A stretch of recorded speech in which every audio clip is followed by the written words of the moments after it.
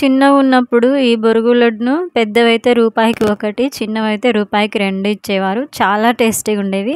ఈ బొరుగుల లడ్డుని ఇప్పుడు సులభంగా ఇంట్లోనే ఎలా చేయాలో చూద్దాం.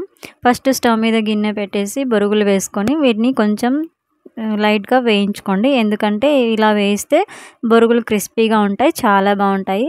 తర్వాత అదే స్టవ్ మీద గిన్నె పెట్టేసి ఒక ముప్పావు కప్పు దాకా బెల్లం వేసి ఒక చిన్న గ్లాస్‌తో వాటర్ వేసుకొని ఇలా మంచిగా మరిగించుకోండి. ఆ బెల్లం అంతా కరిగిపోయి ఇలా పాకంలాగా తయారవుతది. ఇలా పాకానికి వచ్చినప్పుడు ఈ బెల్లంలో మనం ఇందాక వేయించి పెట్టుకున్న బొరుగులన్నీ వేసేసి మంచిగా ఇలా కలిపేసుకోవాలి. తర్వాత ప్లేట్‌కి నూనె గాని, నెయ్యి గాని రాసి ఇదంతా ఇందులో వేసేసుకొని చిన్నగా మనకు కావాల్సిన సైజులో ఇలా ఉండలు చుట్టుకోవడమే అంతే.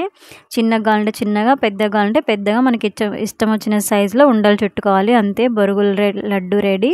ఈ వీడియో నచ్చితే లైక్ చేయండి, షేర్ చేయండి, మన ఛానల్‌ని సబ్స్క్రైబ్ చేసుకోండి.